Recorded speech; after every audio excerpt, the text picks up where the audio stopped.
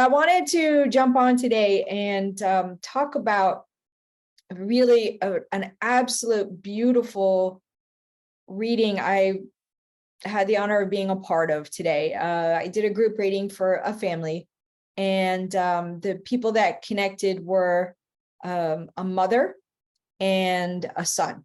So a mother in the spirit world, and then in the spirit world, it was actually her grandson.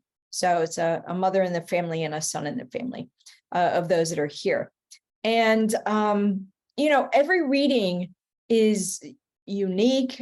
Frankly, I think of every medium reading as a miracle. The fact that we can all come together, those of us here, those in the spirit world, and myself come together to be able to have this communication, to be in support and be the voice of those in the spirit world, so they in turn can let their family know that they're doing well and thriving. And it's really extraordinary, frankly, and I just get to be that part of it for just a little bit, and it's really an honor and a gift, that to be trusted not only by individuals here, but really by those in the spirit world, because they have to trust us, So here's what happens. I'm just going to say mother and I guess grandson will be the way that I'll refer to them. Or let me give them names. Let me give the names of Mary and John. Okay. So Mary transitioned after John did. John's been in the spirit world for a bit now. I believe maybe going on 2 years, I'm not even sure. But he transitioned before her. And she transitioned fairly recently. And it's always important that people in the spirit world give some form of evidence and facts that they are indeed who they are. We look for relationships, personality, some details, things like this. Not everybody wants to talk about their transition. That's not always key. What's more important is who they are, right? As people, and how they are alive, and their true selves, and things that they've seen and been a part of since they've been in the spirit world. And what kind of signs they're leaving behind, things like this. I mean, this is what's, we're trying to really show the essence of how they're still connected to us. So Mary and John did that rather quickly, very well. But here's where it got really, to me, an extraordinary experience. And, look, I've had the opportunity to do thousands of readings globally at this point, probably going on my 14th year doing readings, but this one it touched us all very deeply. And it started with, it's going to make me actually a little emotional now, frankly, because the amount of love, when I get emotion, it's because I can't hold the amount of love coming from the spirit world, that it's just my body physically can't hold it. And so that's where my emotion comes from. But I can see the picture so clearly, the way that this was shown to me. And what Mary said was, I saw all the family there ready for me, people I didn't even know ready for me. And then I saw John. And the way she showed seeing John was, she made a little bit of a analogy that some of us might not appreciate, but she said, when you see the pictures of Jesus and he's got this glow around him, she said, that's how I saw John. And she said, and I ran to him. I ran to him. And I'm getting goosebumps right now, remembering the whole thing. But she says, I ran to him and I held on to him. And in that very moment, my heart healed from the loss of him here, and meaning here in the physical world. And she said what she wanted to tell her family, John's parents and his fiance and siblings, which also Mary's son and his wife and their grandchildren. What she wanted to share was, she just showed the beauty of the spirit world. She said that she really didn't know what to make of what the afterlife would be like, but the vastness, the bigness, the feeling, the color, the ease, and if I could share with you the image that she shared with me, I promise you I would project it onto you as well. But she said, the moment that I crossed is the moment that I was immediately healed from everything. And she clearly said to her family, she said, I want you all to know that you don't need to fear death. You don't need to fear death. Now, she did joke and say, now, I'm not looking for my husband to join me anytime soon. Mary was pretty funny. But the relationship between Mary and John was really extraordinary, how she was able to show these two, because she had her parents there. There were some siblings there. There was in-laws there. I mean, there was so many people. But she really highlighted John, and John highlighted her. So these two, at one point I joked, are they just speaking to each other, or are they speaking to their family? Because they were speaking with each other, and I was able to show what their conversation was about. But the amount of love being exuded by these two was really special. I mean, if you think about where you're sitting now, just where you're sitting right now, wherever you may be watching this, and extend your energy out to as far as possible. And now fill that energy with the greatest feeling you can imagine, where you feel complete, whole, at ease, even any one of those, love, supported, accepted. Even if you pick one of those and fill that space, now you put it all together, all of those feelings all together, which will be very hard for us to imagine, but I was able to step into it for just a little bit. And that is the feeling that Mary and John gave from the spirit world. That was their way of saying, this is what it is like. And she laughed and said, don't worry. John has been showing me all around here, everywhere. And John has showed me that I can age down to childhood and play like he used to play as a child. And so she said, we've done all of these things together. We've explored youth again. We've explored this age, but he also, the way we were out throughout life. And she said, he showed me how I can be a part of everyone's life still. And she went on to say, we see you through colors. We see you through the sparks given. We know when you're thinking of us. We're able to, and the way she showed it was look at all of you and be a part of all of you at the same time. So the way she showed it was as though, if you think of an apartment building, right? And the windows like that, she showed it as, I'm looking in one window and I'm seeing everything going on with this part of my family here. Now I just have to look into the other window and I can see everything that's going on here. I can also spread my energy and be a part of all of them at once. I mean, wow. I've had other people share that we could be a part of everyone's life all at the same time. But the way that Mary and John did it, I just had to jump on and share this with all of you, because they did it in such a beautifully detailed way. John is doing great. And I would say that most of our loved ones are doing great once we enter the spirit world. How can we not, when you have that kind of feeling of energy, right? I mean, the vastness, the complete acceptance, the loved as you are.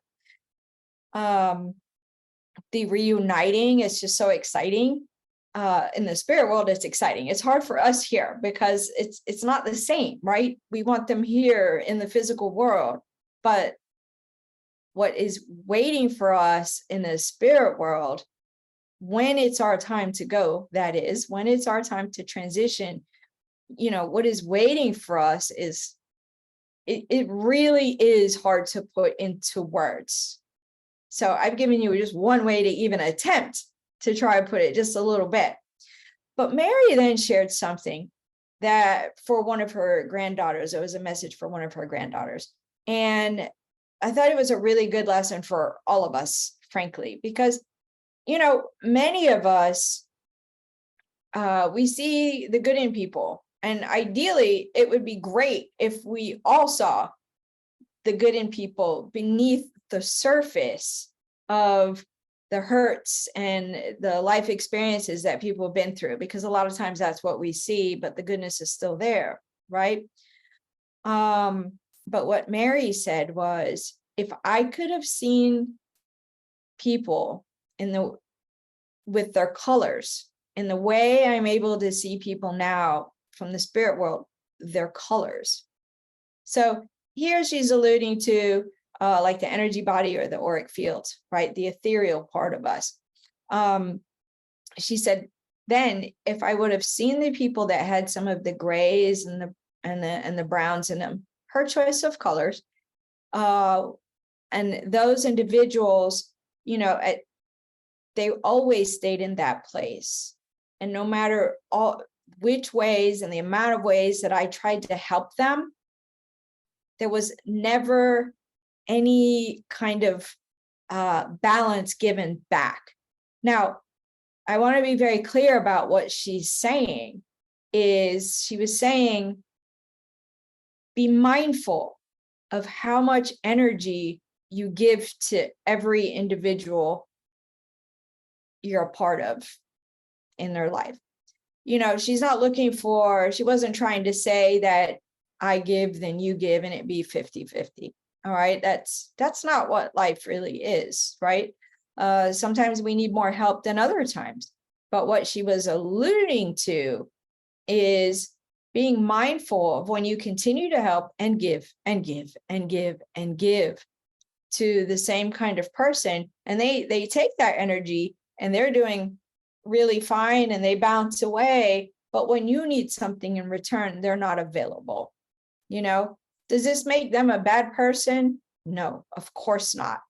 It makes them somebody who's just not aware, but Mary was speaking to one of her granddaughters who likes to try and save everyone, just overly loving, but to the point of giving so much of herself that she's losing sight of where she is on her own pathway, trying to figure out what is ideal for her in this lifetime. So Mary gave her some steps to do in there, which was really a good idea. It was really nice that she could offer these steps. So one of the things that she said was, I want you to write down, let me see if I can get it right, because, we don't remember it straight from readings, but I want you to write down all of your wants. Write down all of your wants. This is what she said. And then I want you to write down all the things you're able to do. That was very interesting. So we're talking about skills here. And she said, and in there, you'll find where the pieces come together, where you'll feel the passion and the connection to what is right for your path. It's pretty amazing. Again, she was speaking specifically to one granddaughter, because for each of us, it's going to work a different way. But maybe that guidance will help some of you, try to work on your paths as well. So I know, as often is the case, I get very excited about mediumship and I weave around a little bit. But I do want to wrap up and come back to Mary and John and their way of showing how much, and how well and exciting that they're reuniting in the spirit world was. Like I said, I've had glimmers of it, but nothing so profound. So remember, if you can practice this again, you'll get an inkling of what I had the opportunity to experience based on Mary and John sharing their experience. So the practice goes like this. wherever you're sitting right now, imagine your energy, all of you, filling the biggest space, reaching out as far as possible in a place that's just so safe. There are no limitations to that reaching out of that energy. And now bring to mind where you have felt the most loved, supported, cared for, appreciated, any of those, your worth. Even if you can pick one to fill all of that space. And if you're fortunate enough to have the ability to pick multiple and really fill that in, now we've got a tiny sense of what the spirit world is like and what it entails for us.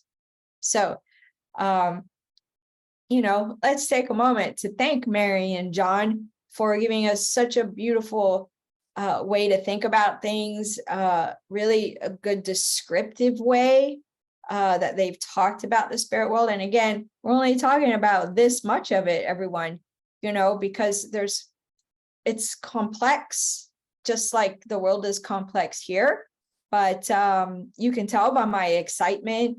I just feel honored and touched to have been able to step into it this much with them for a very brief moment. And I thought, how nice perhaps that I could share it with you all, and maybe you all can feel a little bit of it as well, or do that little practice exercise to bring it into you as well, because we all have that ability, and the spirit world is part of us. If we can just stay a little touched and connected to it, we all have that ability.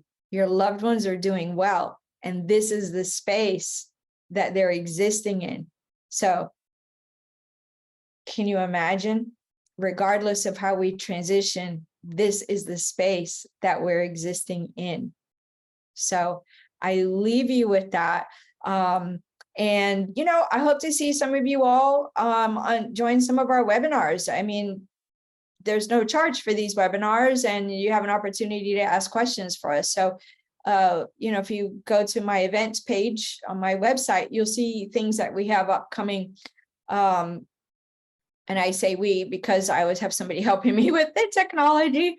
But we hope to see you at some of these things, some of these webinars, and I'm very excited to get back to doing some of these videos again. So thanks for watching. Thanks for listening. Thank you for commenting.